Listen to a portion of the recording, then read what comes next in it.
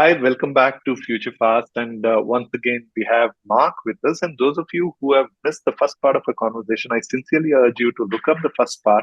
It's a very interesting journey from a chef to cyber security and crypto asset security audit, which is clearly unconventional, but a very interesting journey. And also a very interesting conversations around that. So please do catch that and you'll be able to connect where we're coming from. And in this, once again, Mark, thank you so much for making time to be here with us. And to start with, uh,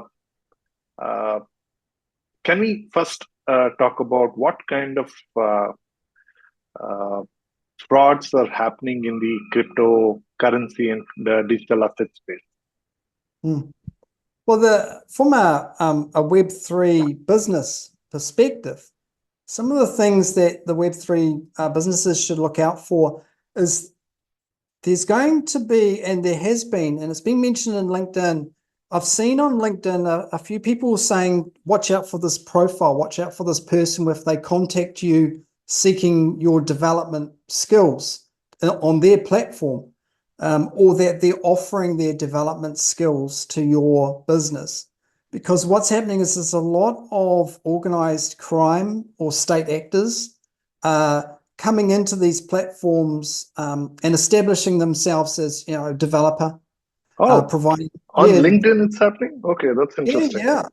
It's all over. I mean, LinkedIn is where I basically go, but it's happening everywhere. I've seen it on Reddit as well. But you'll have state actors come in and they'll offer their development services to a platform, and then they'll gain trust and they'll actually do their job. They'll develop software, but what they're doing is they're building up trust, and ultimately their main aim is to get hold of the private keys to the wallets that contain all the money. Because there's one of the things that I found most concerning in the Web3 space versus the Web2 space or the legacy space, whatever, is that this ability for teams to be anonymous. So team members to be anonymous, or they're all over the world and you only know them by, the community chat or the platform's chat systems. There was never no vetting or real research into a person that was offering their development services. No background checks, no criminal checks, not even basically verifying their identity. And a lot of these decentralized platforms and other platforms that are, quite small, but at the same time attracting vast sums of money or, cryptocurrency, they really don't know each other well enough at that level. And this is, again, where regulation needs to come in, because, in the space of financial institutions, there's requirements, there's regulations around if you employ someone, they need to have background checks, they need to be vetted. You need to ensure that this person can be trusted to hold or have access to the keys of the kingdom, so to speak. And I find that quite concerning in Web3, that there seems to be a lack of interest in that area. Well, I've also come across people, there are companies and individuals who offer services of setting up Bitcoin mining, and people sign up for them. And the investment they make and whatever they are making out of it from a point of mining, clearly there's a gap that mining should have been a lot more. And we've done few efforts towards that and looked at it that the person who set it up has configured his own wallet onto taking a good 20% of the money. These guys are thinking that I paid somebody, they have set it up for me and I'm earning out of it. And he charged them to set up the whole thing and also making a good 20% of everything that's mined out of it. So that's a big scam that's happening here. There's so much innovation in the criminal world in Web3. It's because the space does allow for quite innovative ways to actually get hold of the funds and the private keys. But I definitely, one of the major things, if you're a Web3 organization, is to make sure that you know who your team members are, the people that you're employing. make sure you really know who they are, because there's so many, not just state actors, but hackers and organized crime that are going in via this way, because Correct. developer resources are so scarce in this space that, you know, a lot of organizations may not bother with background checks or vetting or anything like that, just because they're so happy to get a resource that can actually start working on the project, because the developers are so scarce. But it's so critical. I mean, it's so easy now for organized crime to get into some of these platforms and get hold of the keys. And that's where, you know, you've got basic security principles like the principle of least privilege. So, for example, not everyone should have access to the keys, right? And you know, FTX is a absolute classic example, a case study in what not to do for security.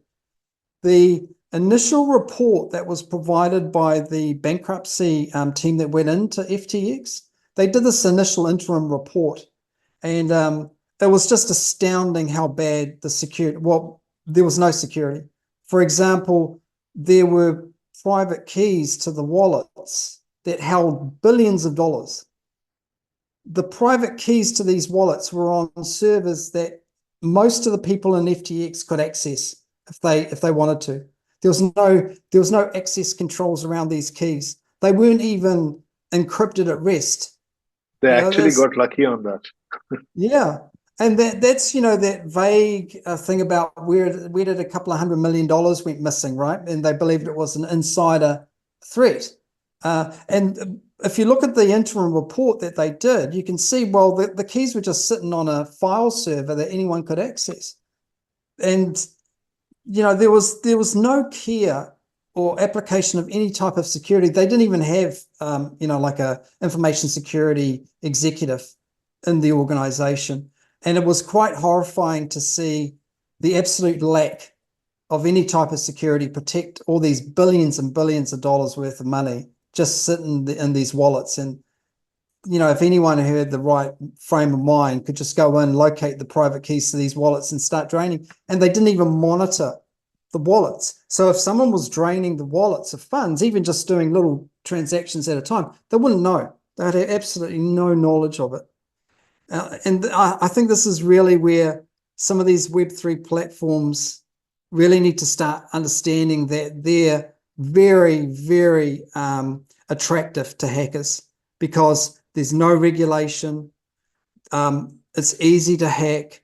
You know, like they're all moving from the legacy finance world because it's highly regulated, and, you know, your information security practices have been decades in the making. For example, you don't expect a major bank to be hacked because there's so much regulation, so much compliance around information security and they've had decades of training and building up their systems. But in the Web3 space, in the crypto space, there's nothing.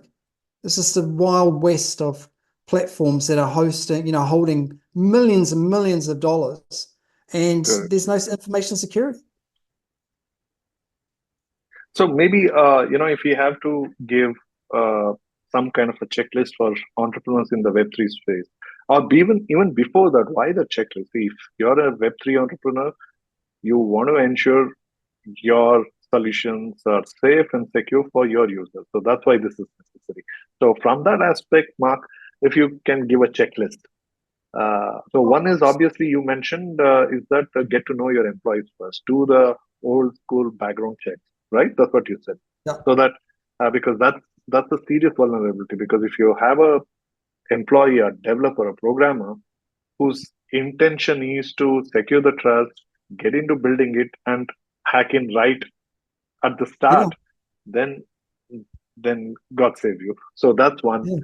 And second thing is I think what you mentioned, I'm just trying to put it words. You could jump in. And second thing is that from the start, approach towards being compliant in whatever geography you operate, right? Because that's paramount to being safe and secure. And three, start building in information security to your product or solution from the scratch, from the day one.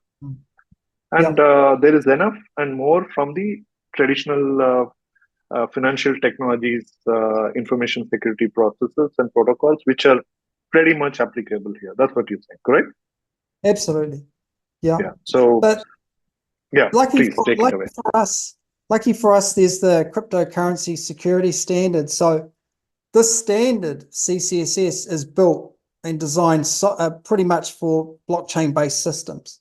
So it grabs all the knowledge from the Web 2 space, right, and brings that into the crypto world and tailors it to the Web 3 world in such a way that it addresses some of the unique vulnerabilities that the Web 3 space has that's different from the Web 2 space and the old legacy space. So I would highly recommend Web 3 companies to look at the standard. You can go there, you don't have to pay anything, it's completely free. It's up there, publicly accessible. If you go through the standard, you'll see that the standard addresses from key creation, seed phrase creation, like how do you actually securely create your keys, from how do you protect them at rest, how do you destroy the keys, how do you use the keys. So it covers the entire, what they call the key lifecycle management. So the standards, if you follow the standards and apply the recommendations, your key management practices will be very good. Just simple things such as have a key inventory, know where your private keys are. A lot of organizations, when they first start up, they'll start creating wallets and addresses and so forth, cold wallets, what have you, and then they'll record the seed phrase down, maybe on a computer, and then they'll close the lid on the computer and put it in a safe, right? Or they'll put it on a USB stick or what have you. And then over time, it might be years in the future, they need access to that seed phrase for some reason, whatever. And then they've forgotten where they put it. You know, there's actually cases out there where an organization has actually forgotten where they put the seed phrase to the wallet, to their wallets. They've actually forgotten where they put it. Classic example is they stamp the seed phrase on a metal plate, which is one way of performing a backup. You stamp the seed phrase on a metal plate, and then you store it in a safe somewhere. They did that, but they didn't actually record where they stored it. So they lost access. They lost the ability to actually, because everyone was pouring funds into this wallet, and they tried to actually get hold of the funds, but they couldn't find the seed phrase. They knew that they created a backup, but they didn't know where they put it, because it was like a couple of years down the track. And so that's why it's important to have a key inventory, because in your key inventory, you list, the key. Where is it located? Where's it stored? Is there backups? Where are the backups? Who has access to it? So it's important to really find out where your keys are, because a lot of times, people, when they start putting key inventories in there. Basically, what you're saying is more of a cold storage method, which has been followed for years together, for generations, even for hundreds of years, people have been following that, right? It's a simple lock and key. But point is, where do you keep the key? There needs to be an information of who gets handed over to, or who gets to have access to that key, not necessarily keeping the key, but access to the key. Yeah, or they might have a cold wallet key that holds all the funds that only has one signature or one seed phrase, and that person dies, and you don't know where that person hid their private key, right? There's no what they call like inheritance, right? There's no ability or business continuity processes. So if you go down this track where one person holds the keys and only they know where the keys are and so forth to some of these critical wallets, and that person gets run over by a bus. Well, that Canadian $130 million, right? That was. Yeah, that's exactly what I'm saying. They don't know. He knew, he was the only one that knew where the keys were, and disappeared. But the conspiracy theory aside, that he never died, and so that's the thing. But it's a thing. It's a thing. Yeah. Yeah, the business couldn't continue because there was only one person that had access to those keys. And I mean, that brings into multi-sig requirements and so forth. But ultimately, at the end of the day, know where your keys are at all times. Understand if you've got backups to these keys, because you should have backups for contingency. Right. Well, Mark, also, we are talking about doing a workshop even here in India, right? So do you want to give a quick highlight of who could be the people who benefit out of it and what they can expect out of that workshop, so that how that will help their businesses? Absolutely. So the workshop is designed for people who would like to apply security to their Web3 platform, their space.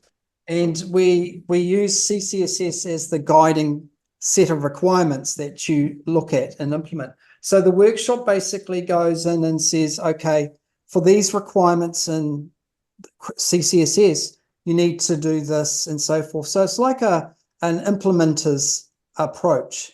How can I make my business more secure by using CCSS to secure it? And there'll be things like, okay, so, the first thing you need to do is to create a key inventory.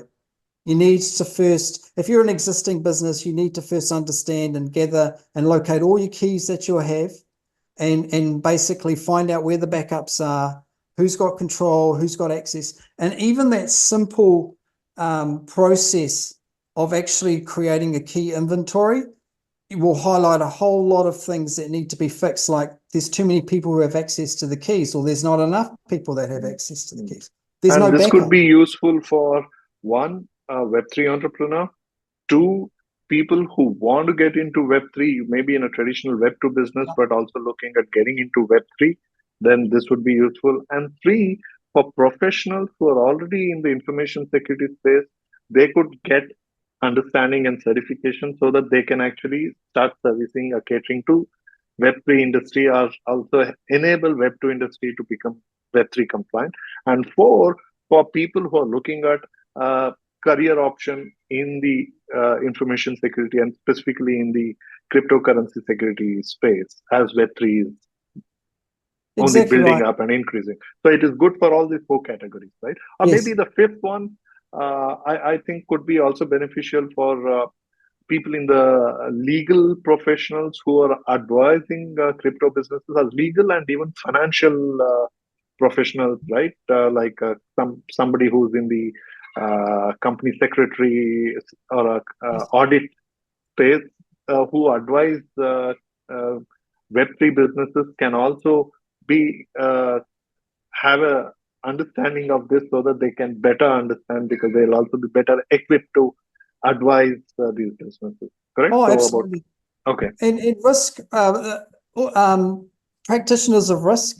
So how do you define or work out the risks to the business?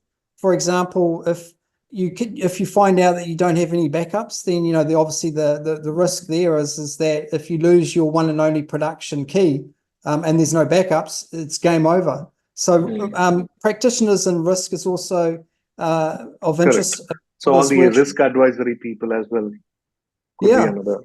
And that also helps organizations when they go to get insurance, that they can assure the insurance or the underwriters that they take information security seriously, to identify the risks that they have and how they've treated those risks, because the insurance game is all about risk. So is your risk low enough for me to insure you? So, and also most importantly, I think the businesses, if they are compliant to this, will naturally be extending confidence to their own consumers and customers that they have followed all these security aspects to protect their interests. Absolutely. I mean, the whole thing about information security standards is to provide assurance to the stakeholders that you've actually secured the systems as best as you can. And the workshop would be, you mentioned all the right benefits for people, the workshop, and it covers basically you know, how do you define your environment? How do you define the scope? You know, what is the environment that provides these Web3 functions? So you go from that level, so you actually identify everything that should have security applied to it, and then you go through the requirements in CCSS, and then that workshop basically says, okay, you need to do this, you need to do that.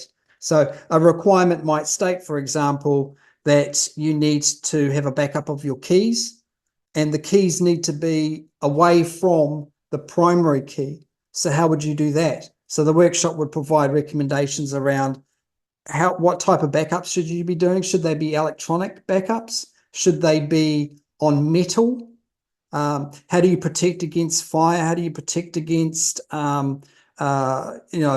floods, all that type of stuff, electromagnetic pulses and so forth. So the workshop covers all of that. And, you know, the workshop, when it applies CCSS, you'll come out with a good understanding of how to protect your keys through the entire life cycle, because keys can also be made redundant, but at the same time, you don't want to destroy these keys for a certain period of time. So how do you protect them? You know, there's a whole raft of considerations that you should look at.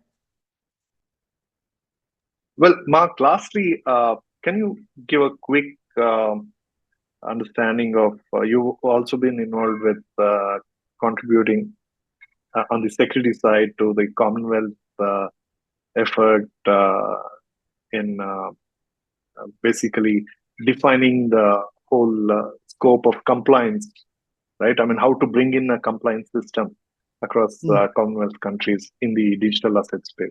So do you want to give a quick insight into what's your contribution there? That's so the Commonwealth, they had the common law model, and one of them was the virtual asset common law model. So it's a model that members of the Commonwealth can use if they don't have their own policies or framework for regulating virtual assets within their country. Which most of them don't have, right? So. Yeah, and it's a fantastic a